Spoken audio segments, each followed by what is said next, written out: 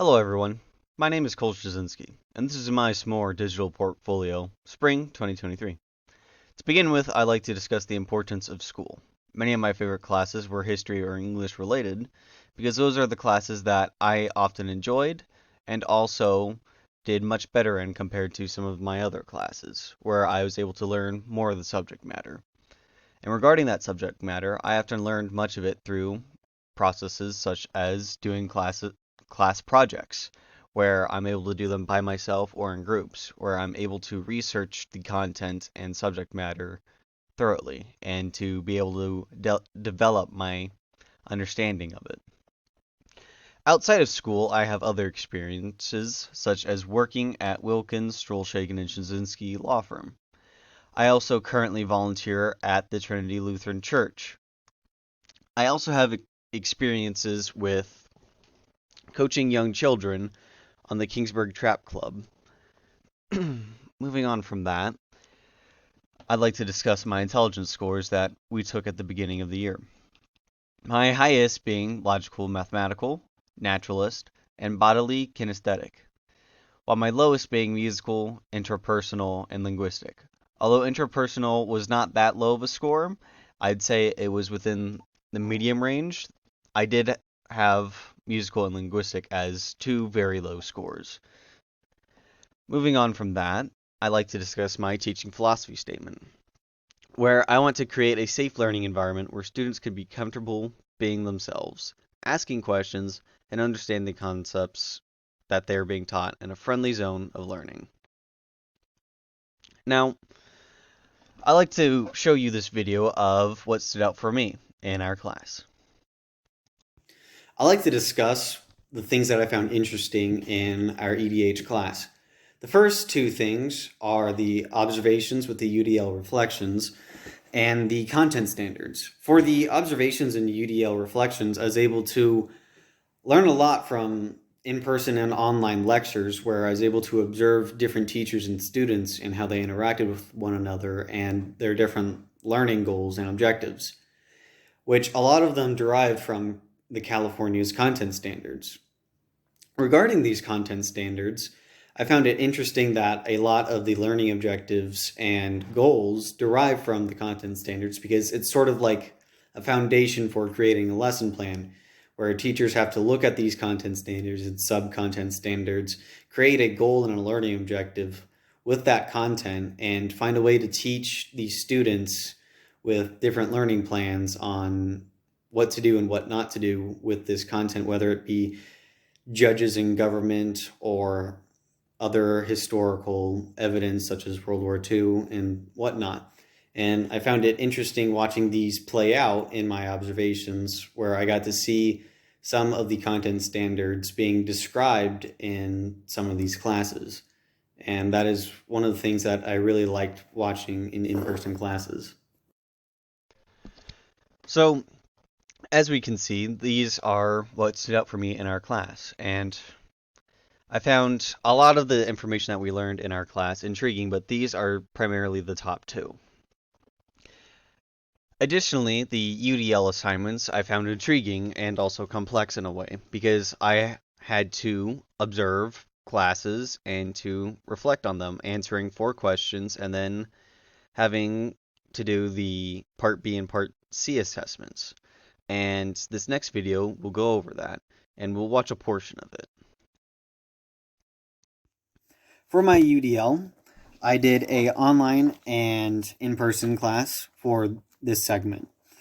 The online class was an elementary school where many of the students were segregated into groups of 4, where they wore uniforms such as white collar and khakis, and many of the students came prepared with necessary materials such as a pencil and notebook and what was given to them in their desk.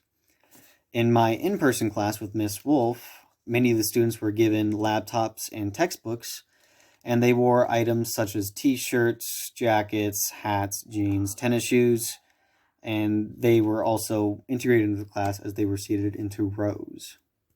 And that was for the first question of whether students were integrated or segregated, and to describe them, if they wore types of uniforms and other clothings, and if they had necessary materials. For For the next question I have here is how were the students grasping what was being taught and were they demonstrating levels of ownership?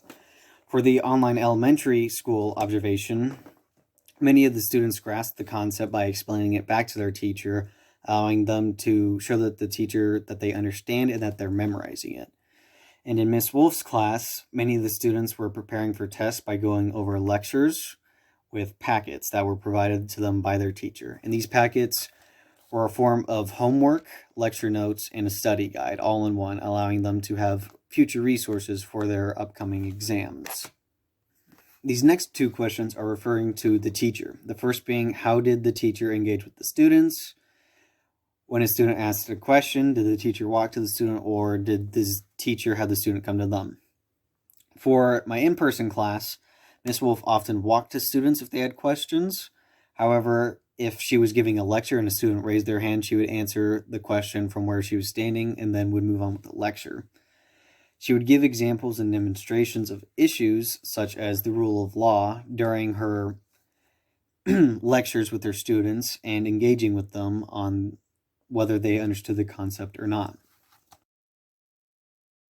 So as we can see in this video, it's about the UDL reflection assignments that I did on two different observations, the first being an elementary class and the second being a high school class, one of which is online and the other is in person.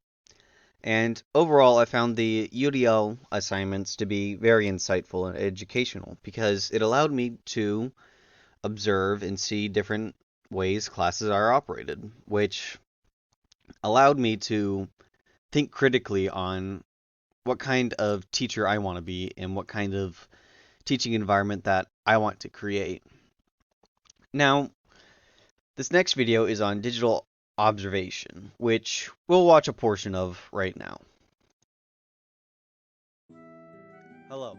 Today I'd like to address my digital field observations and my in-person field observations that I used for my UDL assignments for this class.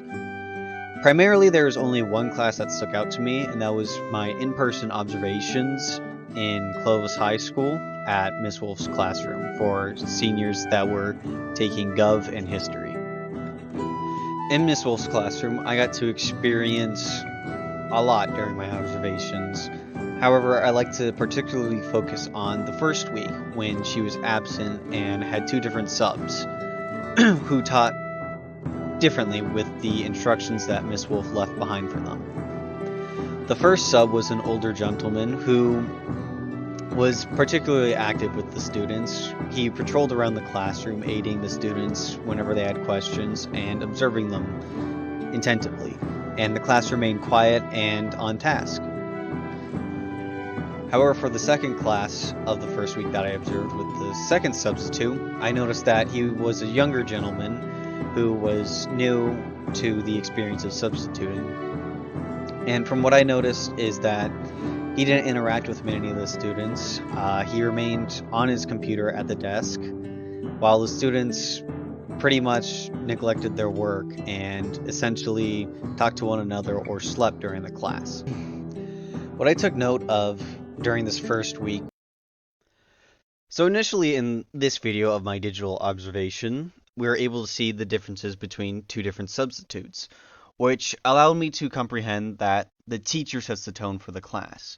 And it's insightful to me because, well, the teacher is essentially the foundation to learning for students.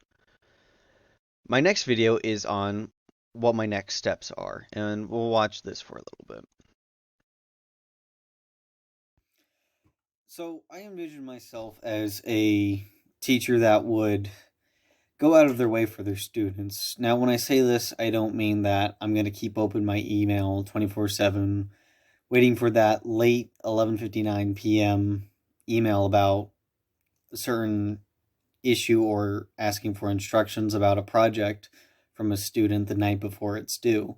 Because who wants to do that, right?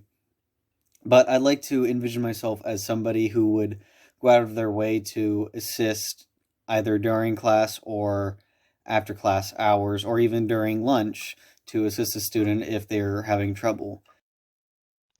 And this will conclude my presentation. Thank you for observing and watching with me.